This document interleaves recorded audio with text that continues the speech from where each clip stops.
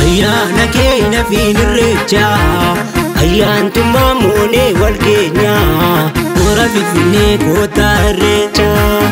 Ora vivine kota irrecha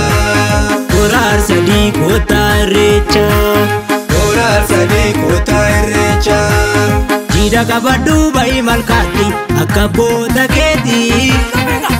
Ada ketu matu keti Nampate nafisin jabesi Duda fi uma orida barse fuba Wano fi dize inu talagada guguba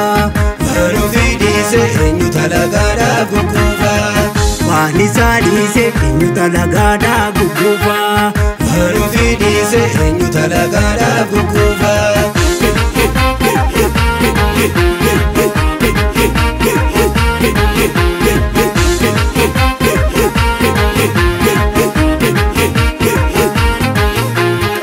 Dafa mantida irrechi Ifadu lamiko jabesi Dinafa majaji balesi Duda sabanga tisafuga namati Irrechis kenyuma ilmu angafati Ora finfinne aradajila Baka walgai kode fira Inafu kobo dufanjira Baka walgai kode fira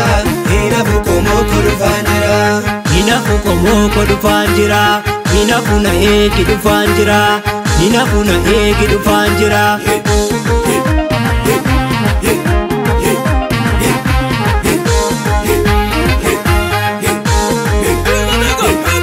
Nudufi muda makalesa Dua aboti gadafi umati orar sadi Galane nyututi kesa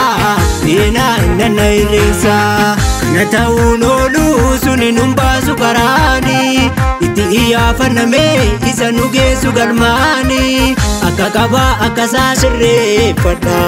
Walga mangudo rage fada Ada saba Kenya markafi tullu tirre fana Ada saba Kenya markafi tullu tirre fana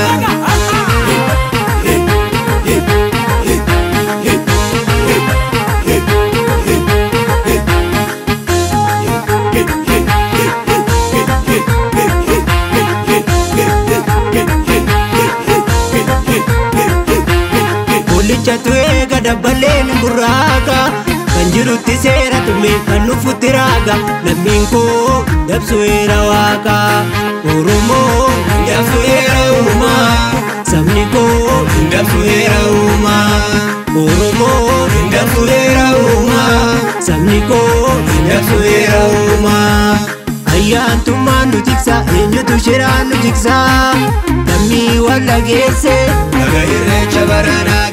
Komo wala gese Naga irrecha barana gese Oromo wala gese Naga irrecha barana gese Walo wala gese Naga irrecha barana gese Oromo wala gese Naga irrecha barana gese Walo wala gese Naga irrecha barana gese Naga irrecha barana gese Naga irrecha barana gese Naga irrecha barana gese Naga irrecha barana gese